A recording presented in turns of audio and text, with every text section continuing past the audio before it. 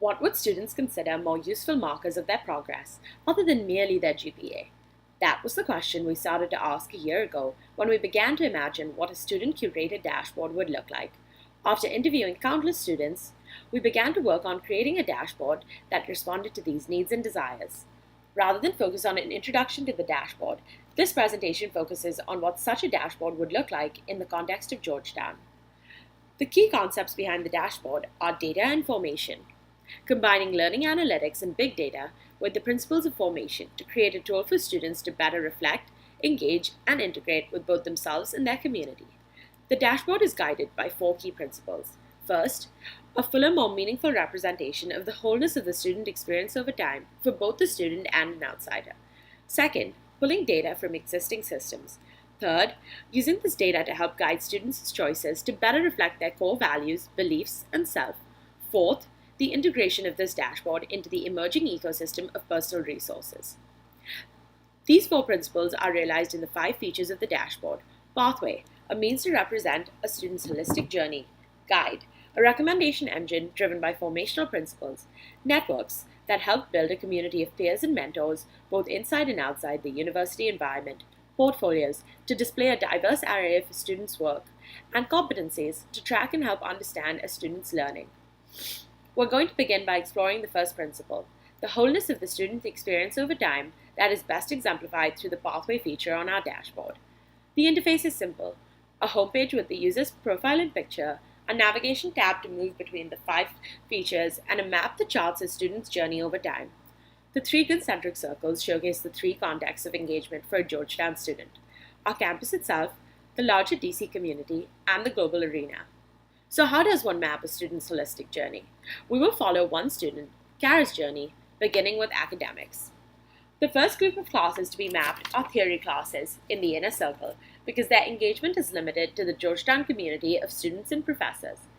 In Kara's case, some of these classes are microeconomics, introductory calculus, and political systems, which build a base level of knowledge as opposed to focusing on application. The second ring of classes focuses on engagement with the DC community. These are community-based learning classes or classes that incorporate experiential learning. In Kara's case, most of these classes are related to the field of education and involve applying theories to practice out in the city of DC. The outermost ring are classes that have a global focus. These classes tend to be those that are studio or project-based, tend to involve international partners or travel components. Since Kara is an international development minor, a lot of these classes are in the outermost ring. One of her classes involves an internship component in India that allows them to run a piloted development project they had modeled in class. Arcs connect classes to contextualize them within majors, minors, and gen eds. They show that Kara's classes fit into the education major and the international development minor. The next aspect to be mapped are co-curriculars, semi-structured recurring activities, clubs, and groups. As a freshman, Kara joins the consulting club and the finance club. She performs in the dance company and goes on an alternative spring break. But as we all know, students don't necessarily stick with the club they joined freshman year. So for this map, arcs demonstrate continued involvement with a particular group, club, or activity. Kara's arcs tell us that she dropped the finance club but continued with the consulting club after freshman year. The map is able to follow Kara's continued involvement with the consulting club over her 4 years at Georgetown, as well as her 2 trips on alternative spring breaks, followed by an experiential learning trip to Ghana.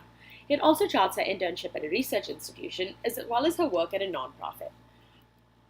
Another important element of Pathways is its ability to showcase areas of integration between the curricular and the co-curricular. In Kara's case, we can see that her work with a nonprofit to create an education project in Ghana ties in beautifully with her major in education and her minor in international development. The last element to be plotted on the map is experiences, an aspect of college that is often ignored while charting points of high-impact learning for a student. Experiences are one-off events, such as speaker events and hackathons. In Kara's 4 years, she attends a wide variety of events ranging from the professional, networking events at conferences, to the academic, research showcases and speaker events, as well as recreational and cultural events. She even attends several entrepreneurship events. Some of these experiences leave a lasting impact on Kara. Pathways offers a space where Kara can identify which of these experiences were particularly formative and reflect on these through writing, video, or any other medium. Furthermore, Pathways is able to connect high-impact experiences with changes in a student's coursework or co-curriculars. For Kara, attending a research showcase at Georgetown opened her eyes to the field and resulted in her successfully applying for a research assistant position at the Brookings Institution's Center for Universal Education. Thus, Pathway serves as both a more cohesive, holistic version of the transcript and resume by charting out a student's coursework, co-curriculars, and experiences through their time at college, and also as a tool to help students understand the interactions between these three and how they form the whole person. Next, we move on to the second principle. For features of the dashboard to function, they need aggregated data from both institutional and external sources. Most of this data, curricular data, co-curricular data, alumni data, and institutional data, is already available. The next guiding principle is helping students make organic choices. By using a recommendation engine based on formational principles, Guide presents the data that is being collected in the system to students in a manner that is easily understandable and executable. The recommendation has three features: Guide Me, Expand Me, and Disrupt Me. The first feature, Guide Me, helps students fulfill their core requirements as well as their major and minor requirements in a way that makes most sense given their interests and passion. For instance, Guide Me recommends Kara takes several courses in behavioral economics, psychology, education policy, and social justice to fulfill her general education requirements for humanities and writing. Based on the classes she's taken and activities and experiences she has enjoyed in her first year, it also suggests potential majors for her: education and child psychology. The second feature, Expand Me, uses prior coursework, activities, and experiences to recommend further learning opportunities in adjacent fields and areas. In Kara's case, her interest in education combined with her math skills results in Expand Me suggesting she work at an edtech startup. Based on her choice of major, it also suggests she join a tutoring program in DC. And based on her involvement and focus on creative problem solving with the consulting club, it recommends that she join an art club to develop a similar skill set that she is on the path to developing. Lastly, since Kara has enjoyed her alternative spring break experiences that focused on empowering homeless youth through education, it recommends this different program with similar core beliefs, one focusing on prison reform through continuing education programs. The last feature, Disrupt Me, focuses on recommending classes, co-curriculars, and experiences that are outside the student's comfort zone but are still linked to their core values and interests. It suggests speaker events in fields close to Kara's interests, including entrepreneurship, social justice, and nonprofit work. It suggests that Kara volunteer at the DC Central Kitchen to gain an understanding of vocational education. Finally, it suggests Kara study abroad in Rwanda at a refugee camp that needs educational programming in order for her to explore her academic interest in education and international development, along with her interest in social justice and her creative skills. The third feature of the dashboard is networks. Networks also builds on the principle of presenting data back to students in a meaningful way. Networks help identify individuals whom a student has interests and/or activities in common with. The networks features shows both the current connections of the student as well as recommending potential connections based on common denominators such as events attended and classes taken. The sizes of the circle represent the degree of closeness based on the number of common denominators. Larger circles have more common denominators as opposed to smaller circles. The circles represent a wide variety of individuals, from peers to alumni to professors to professionals. This reflects the notion that mentorship is no longer a one-to-one relationship, but multiple nodes and connections both inside and outside the university. The last guiding principle is the need for the dashboard to be incorporated into the emerging ecosystem of higher learning. The Portfolios feature links the dashboard to e-portfolios. A student's learning map becomes an interactive, clickable graphic where each segment can take you to a piece of the student's portfolio.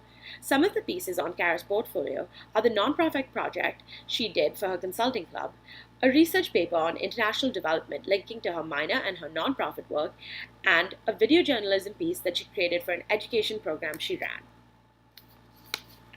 The next piece of the ecosystem that is incorporated into the dashboard is competency-based learning. Once again, different arcs of activities and courses can be clicked on to see what competencies they've built. This is a great way to measure the actual learning and skill building that is occurring within each student.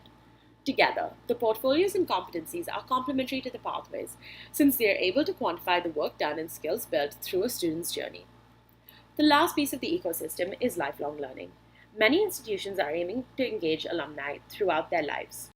The dashboard is an exciting means to do so. The dashboard doesn't merely chart the undergraduate experience, It can also chart a student's progress from the undergraduate level to the graduate level to the real world. Sources for the data could come from LinkedIn, lynda.com, meetups, alumni events, and alumni taking part in international research projects relating to their fields. Ultimately, the dashboard is one of the many personal resources we hope to develop as enabling tools for formational learning. These tools are a core component of the larger ecosystem of high-impact learning.